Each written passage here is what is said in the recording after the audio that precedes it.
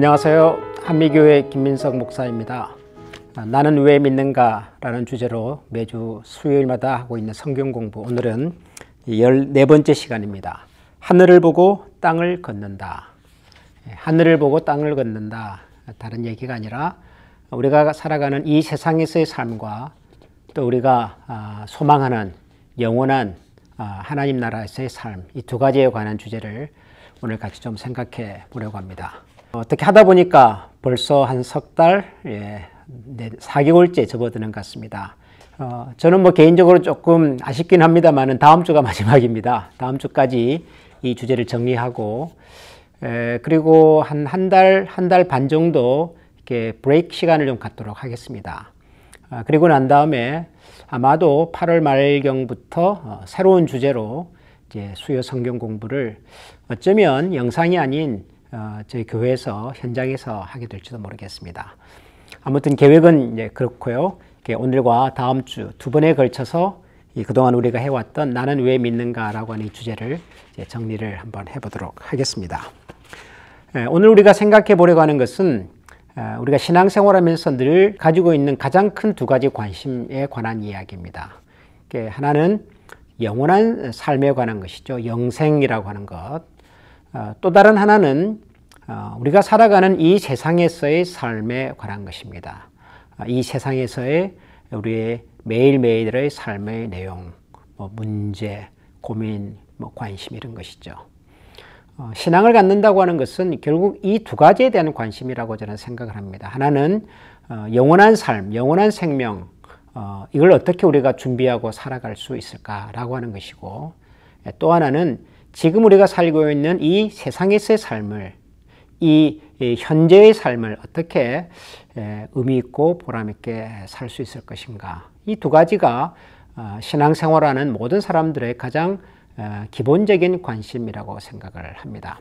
비교적 영생에 관한 관심은 많은 사람들이 가지고 있고 또 이미 잘 알고 있다고 생각을 합니다. 영원한 생명, 다른 말로 그것을 천국에서의 삶이다, 이렇게도 표현을 할 수가 있겠죠. 그런데 나중에 조금 우리가 설명을 하겠습니다만은 사실 이 영생에 관한 개념도 사람에 따라서 조금씩 다른 것 같습니다. 그리고 이 영생에 대한 다른 생각이 결국은 이곳에서 살아가는 지금 우리의 삶의 태도에도 영향을 미치고 있습니다. 그래서 이 두 가지가 어떻게 보면 이 땅에서의 삶 혹은 저 세상에서의 삶이라고 하는 완전히 구분된 개념이라고 생각을 하지만 사실은 이 두 가지가 함께 맞물려 있습니다. 맞물려 있어서 우리가 영생을 어떻게 이해하고 어떻게 준비하며 사는가 하는 것이 결국 지금 이곳에서 내가 어떻게 살 것인가 하는 것을 결정하게 되고요. 또 지금 내가 이곳에서 어떻게 살아가고 있는가 하는 것이 그 연장선에서 보면 결국 영생의 삶이 어떤 것인가 하는 것을 또 설명하는 그런 내용이 되기도 합니다. 그래서 이 두 가지가 이렇게 마치 칼로 두부를 자르듯이 이렇게 구별되기가 참 어려운 문제임에도 불구하고 특별히 우리 한국의 그리스찬들, 동양적인 사고에 좀 익숙해 있는 사람들에게는 이 두 가지를 너무 확연하게 구별해서 이해하는 경향이 있습니다. 이런 것들을 흔히 이원론적인 사고방식 이런 식으로 얘기를 하죠. 성과 속을 아주 분명하게 구별해서 생각하는 것, 이렇게 생각들을 합니다. 그래서 영원한 생명, 천국이라고 하는 것은 죽어야 가는 것이고, 그러니까 죽음이라고 하는 경계가 바로 이 세상에서의 삶과 영원한 삶을 구분하는 마치 강인 거죠. 이 동양적 사상이지 않습니까? 죽음의 강을 건너서 이런 얘기들을 하는데, 그렇게 우리가 생각을 많이 하다 보니까 이 두 가지 개념이 실제로 우리 신앙생활에서 어떻게 함께 어우러져 있는가에 대한 이해가 좀 부족할 때가 있습니다. 아무튼 오늘은 이 두 가지에 관한 얘기를 좀 해보려고 합니다. 우선 이 세상에서의 삶에 대한 얘기를 먼저 좀 해보겠습니다. 이 세상에서의 삶을 얘기하려면 우리가 말하는 이 세상이라고 하는 이 말에 대한 이해, 개념, 이것이 먼저 좀 정리될 필요가 있겠습니다. 여러분, 우리가 보통 세상 그러면은 어떤 생각을 하지요? 특별히 크리스찬들의 입장에서 오랫동안 신앙생활을 해오신 교회에서 또 목사님들을 통해서 혹은 개인적으로 성경을 읽으면서 비교적 기독교의 가르침에 익숙해 있는 분들의 경우 우리가 세상이라고 하는 말을 들으면 가장 먼저 떠오르는 게 뭘까요? 그것은 아마도 우리가 이전에 많이 불렀던 복음송 가사에 보면 죄 많은 이 세상은 내 집안이네, 뭐 그런 찬양이 있죠. 죄 많은 이 세상, 언젠가 망할 세상, 죄로 말미암아 어두워져 있는 세상, 타락한 세상, 문제가 많은 세상. 우리가 세상이라고 하는 말을 들으면 가장 먼저 떠오르게 되는 그림이 그런 것입니다. 기독교의 고전 중에 하나인 철로 역정이라고 하는 책을 보면 거기에 이 크리스찬이라고 하는 주인공이 이 구원의 과정을 쭉 여행으로 이렇게 설명을 하고 있는 그런 책인데요. 거기 보면 이 세상을 뭐라고 표현했냐 그러면 City of Destruction이라는 말로 표현을 했습니다. 이것을 초창기 한국 번역에서는 장망성이라고 번역을 했거든요. 장은 장차 미래에 망한다, 성 도성.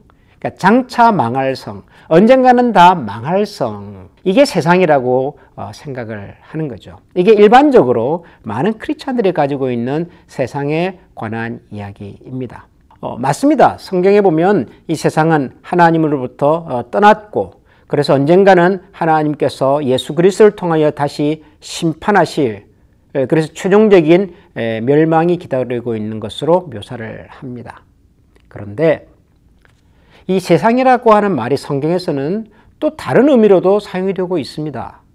예를 들면 요한복음에 나오는 아주 유명한 모든 그리스도인들이 다 기억하고 있는 그 대표적인 말씀 3장 16절에 보면 하나님이 세상을 이처럼 사랑하사, 이런 표현이 나오죠. 하나님께서 세상을 사랑하셔서 독생자를 주셨다 그러십니다. 여러분, 그렇다면 이 세상은 적어도 하나님의 사랑의 대상입니다. 하나님께서 사랑하시는 대상이라고요. 세상은 장차 망해서 없어질 것이 아니라 여전히 하나님께서 관심을 가지고 사랑하고 계시는 곳입니다. 그래서 하나님께서는 당신의 독생자 예수 그리스도를 이 세상에 보내신 것이지요. 세상은 장차 망할 곳이 아니라 하나님의 구원을 기다리고 있는 곳, 대상. 그렇게도 우리가 이해할 수가 있는 것이지요. 조금 더 거슬러 올라가 본다면 이 세상은 하나님께서 창조하신 곳입니다. 창세기에서 나오는 것처럼 하나님께서 말씀으로 6일 동안 가장 완벽한 하나님의 실력과 솜씨로 만들어낸 하나님의 걸작품이시죠. 그래서 매일매일 창조 역사가 끝날 때마다 하나님께서는 보시기에 좋았더라, 보시기에 좋았더라. 하나님께서 당신의 창조된 세상을 보시고 흡족하셨습니다. 만족해 하셨습니다. 하나님의 기쁨의 대상이십니다. 세상은 그런 곳입니다. 그렇기 때문에 우리가 세상이라고 하는 말을 사용할 때 너무 단편적으로 한 가지만 가지고 이해해서는 우리가 성경이 말하는 전체적인 가르침을 이해하는데 균형 잡힌 이해를 갖는데 어려움을 가질 수가 있습니다. 분명히 성경이 세상을 어둠과 죄악된 세상으로 표현하는 부분이 있습니다. 그래서 사도 바울이 로마서 12장에서 그런 얘기를 하죠. 너희는 이 세상을 본받지 말고, 이 세대를 본받지 말고 마음을 정결하고 깨끗하게 하여 하나님의 선하시고 기뻐하시고 온전한 뜻이 무엇인지 분별하도록 하라 라고 말씀을 하셨죠. 그때의 세대, 그때의 세상은 분명히 우리가 항상 깨어서 우리가 경계하고 조심하고 이 세상의 가르침에 휩쓸려 가지 않도록 노력해야 할 세상입니다. 죄의 권세가, 사탄의 권세가, 어둠의 권세가 다스리고 있는 영역입니다. 그러나 동시에 이 세상 속에는 여전히 하나님께서 사랑하시고 하나님께서 흡족하게 여기셨던, 그래서 하나님의 구원을 기다리고 있는 영역이 또 있다라는 사실을 우리가 기억해야 합니다. 사람도 그렇고 자연, 만물도 마찬가지입니다. 그런데 많은 그리스도인들이 이 두 번째 개념의 세상에 대한 이해가 제가 개인적으로 볼 때는 좀 부족하지 않나 그런 생각이 듭니다. 세상 그러면 이건 무조건 망할 세상, 죄와 어둠으로 가득 차 있는 세상, 어둠과 사탄의 권세가 지배하고 있는 세상. 그래서 우리 그리스도인들은 세상과는 멀어져야 한다는 생각을 자연스럽게 하지요. 세상에 대한 관심을 갖는 그것은 신앙적인 것이 아니라는 생각까지도 하게 됩니다. 그래서 실제로 이런 생각을 가진 그리스도인들은 우리가 살아가고 있는 이 세상에 대한 관심이 적습니다. 우리가 살고 있는 이 자연 환경에 대한 관심과 보호, 이런 얘기가 신앙적으로 우리가 나눌 수 있는 대화는 아니라고 생각을 합니다. 그거는 그냥 예수 안 믿는 사람들이 하는 얘기지. 우리 예수 믿는 사람들 어차피 장차 망할 세상인데 자연을 보호하고 환경을 어떻게 하고 그건 뭐가 그렇게 중요한가라는 생각을 합니다. 제3세계에서의 어떤 인권의 문제라든가 어떤 폭력의 문제, 이런 얘기를 들어도 그것은 어떤 사회적 관심이 많은 그리스도인들이나 관심을 가질 영역이지, 우리처럼 신앙적으로 복음적으로 성경적으로 살아가는 그리스도인들은 그렇게 그게 나에게 피부로 와닿는 숙제가 아니라는 생각을 합니다. 어차피 하나님을 믿지 않는 사람들은 장차 망할 사람들이라는 그런 고정관념이 강하게 자리 잡고 있기 때문에 그렇습니다.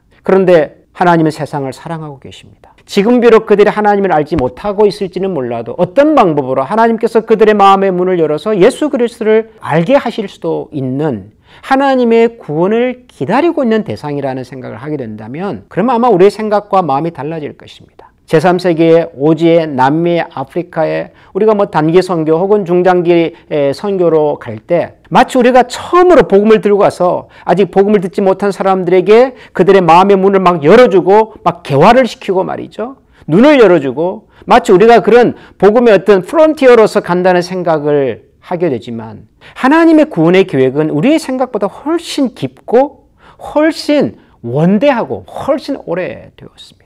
어쩌면 우리는 하나님의 큰 구원의 그 과정 속의 한 부분을 지금 참여하고 있는지도 모르겠습니다. 우리가 가기 전에 이미 여러 가지 방법으로 하나님께서 그 지역에 사는 사람들의 마음의 문을 열어두셨을는지도 모르지요.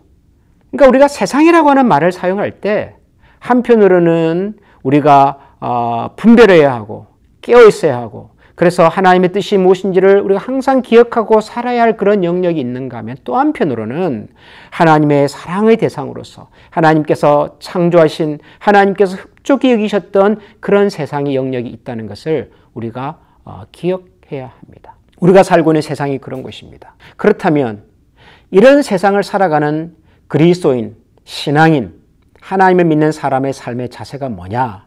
이게 이제 중요한 것이죠. 이게 결국은 영생의 문제와 관련이 있습니다. 이것과 관련해서 제가 김영복 목사님의 이 책을 읽으면서 이 말씀이 언젠가 한번 제대로 설명이 되면 참 좋겠다는 생각이 들었던 성경 구절이 하나 있습니다. 그게 뭐냐면 요한복음 17장 3절 말씀입니다. 요한복음 17장 3절을 제가 읽겠습니다. 영생은 곧 유일하신 참 하나님과 그가 보내신 자 예수 그리스도를 아는 것이다. 영생은 유일하신 참 하나님과 그가 보내신 자 예수 그리스도를 아는 것이다. 이런 설명이 있는데요. 영생은 가운데의 설명을 다 빼버리면 아는 것이다, 이렇게 말할 수가 있습니다. 아주 짧게 만약에 이 문장을 축소한다면, 여러분 이게 무슨 말일까요? 영생은 아는 것이다. 우선 빨리 안 들어오지요. 안 들어오는 이유가 뭐냐면 이 영생이라고 하는 말을 들을 때 우리가 본능적으로 가지고 있는 선입견 때문에 그렇습니다. 영생이 뭐죠? 영생을 영어로 말하면 eternal life죠. 한문도 마찬가지입니다. 영원한 생명이죠. 자, 영원하다는 말과 eternal이라고 하는 말이 가지고 있는 기본적인 생각은 시간의 길이죠, 길이. 지금부터 시작해서, 언제 시작이 됐는지는 모르지만 그것이 끝도 없이 계속 이어져 가는 것을 우리는 영원이라고 생각을 합니다. eternal이라는 말로 이해를 합니다. 그렇죠? 자, 그런데 영생을 설명하려면 예를 들어서 이 세상에서도 살고 이 세상을 떠나서도 또 계속해서 사는 것이다 라고 설명을 하면 이해가 되는데, 영생은 아는 것이다 이래 버렸어요. 예수님 말씀입니다. 그럼 이게 무슨 말일까요?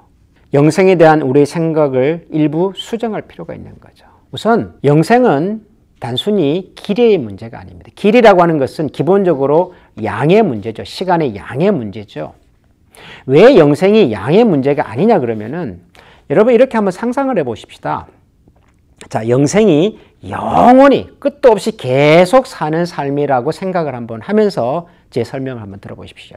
자, 그렇다면 여러분은 여러분의 영원한 삶이 끝도 없이 계속 도는 이 삶이 여러분 인생의 어느 시점에서의 삶으로 계속되기를 원하십니까?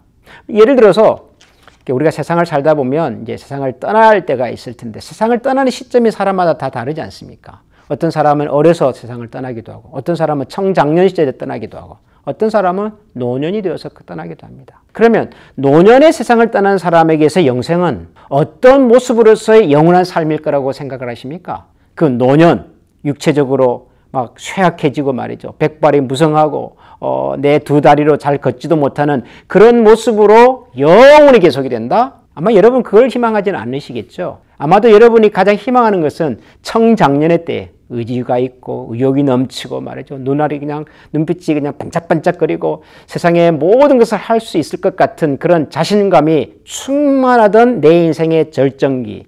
그게 뭐 20대일지 30대일지 40대일지는 모르겠지만 아무튼 그 어간의 어떤 시점에 내가 영원히 끝도 없이 계속 살면 좋겠다는 생각을 하실 겁니다. 아마도. 뭐 10대 어린아이 소년 시절의 모습으로 영원히 계속되기를 희망하는 사람도 물론 있기는 있겠으나 그때는 참 우리가 순수했고 세상을 모르고 천진난만했고 세상 물정 모르고 살았던 그때가 참 좋았다. 뭐 이렇게 생각하시는 분들은 그 수준으로 영원히 계속되는 것을 희망할지는 모르겠지만 아마도 소수일 거고 대부분의 사람들은 내 인생의 최고의 정점이었던 아주 멋지게 살았던 그때의 모습으로 내가 계속 살기를 아마 희망할 거라고. 그걸 영생이라고 한번 가정을 해봅시다.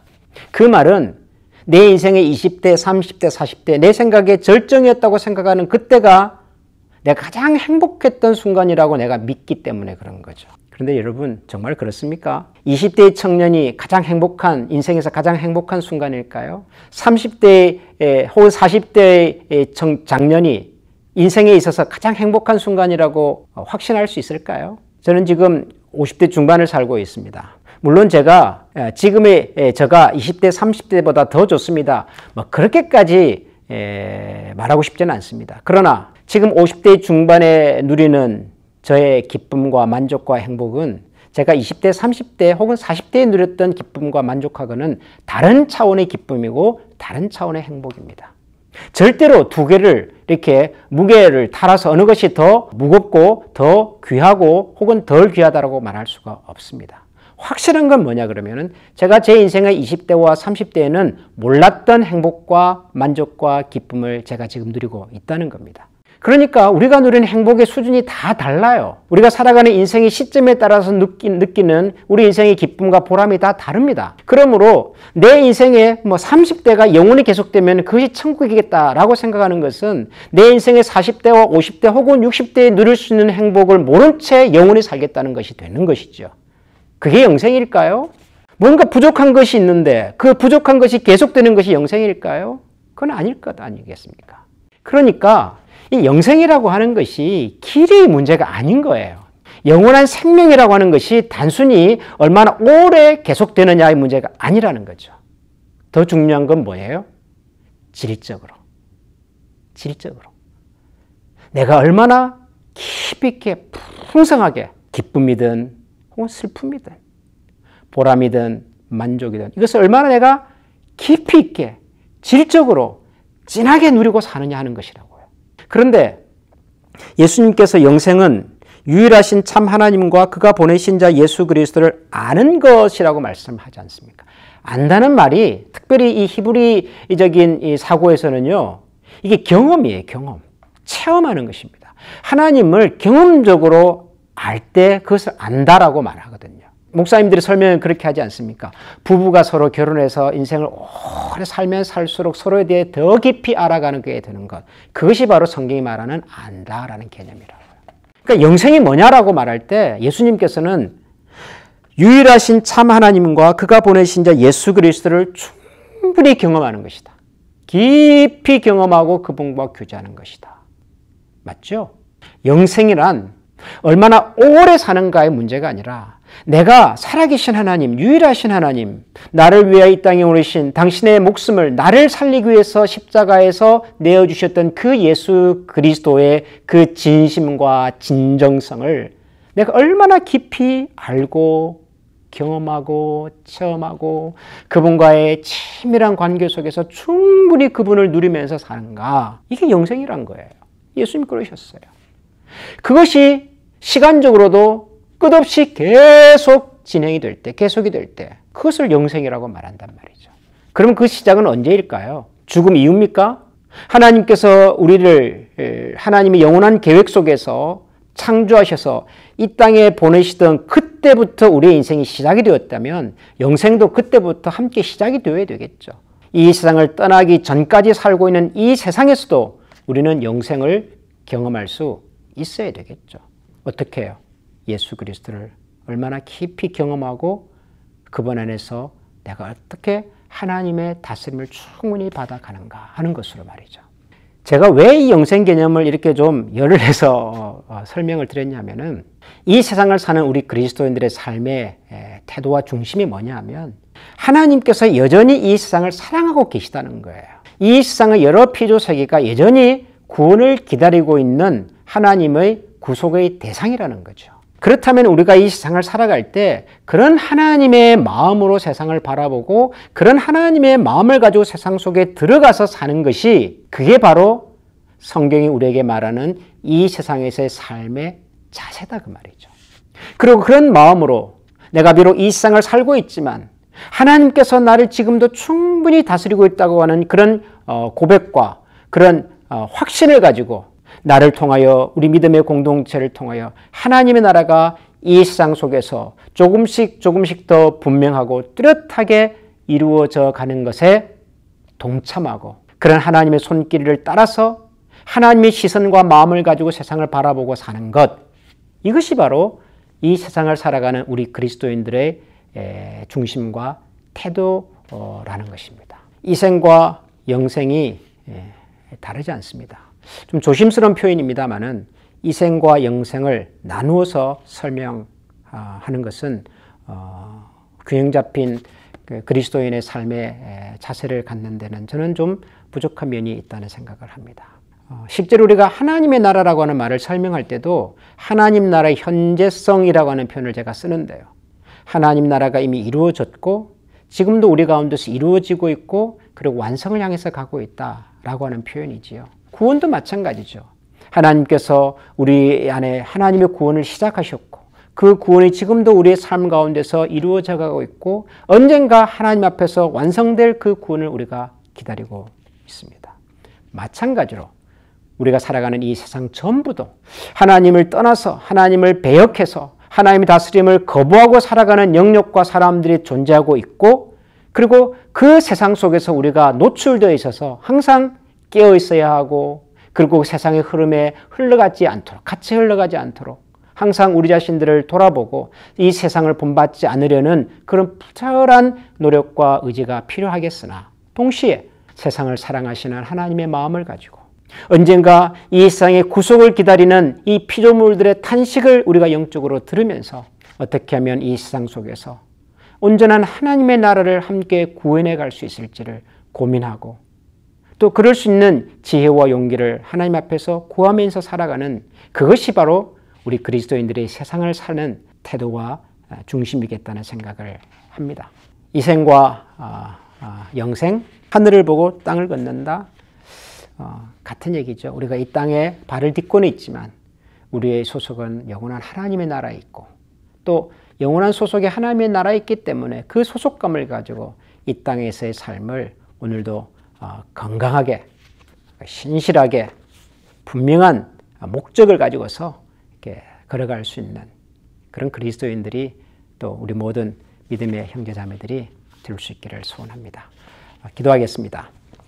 하나님, 우리가 이 세상에 발을 딛고 살고 있지만 우리의 삶의 목적과 시선은 언제나 하나님의 나라에 있습니다. 또 우리가 하나님의 나라를 주목하며 살기 때문에 그런 마음으로 이 세상을 힘써 열심히 땀 흘려 살아가 보려고 합니다. 곳곳에 하나님을 거부하고 거역하고 그래야 하나님을 떠나서 살아가는 사람들의 그런 참 어둡고 불행한 삶의 이야기들을 많이 듣게 되지만 여전히 그 속에도 하나님의 사랑이 머물고 있고 하나님의 구속을 기다리고 있는 피조물의 탄식이 있음을 저희들이 기억하기를 원합니다. 그리하여 우리의 마음의 눈을 열고 또 귀를 열어서 세상의 탄식을 가슴에 새기고 어떻게 하면 저들의 마음속에 하나님의 은혜와 자비의 말씀으로 함께 나누어 함께 하나님의 구속을 기다리고 그 구속에 참여할 수 있을지를 고민하고 기도하며 함께 걸어갈 수 있는 신실한 믿음의 가족들이 다 되게 하여 주옵소서. 예수 그리스도의 이름으로 감사하며 기도합니다.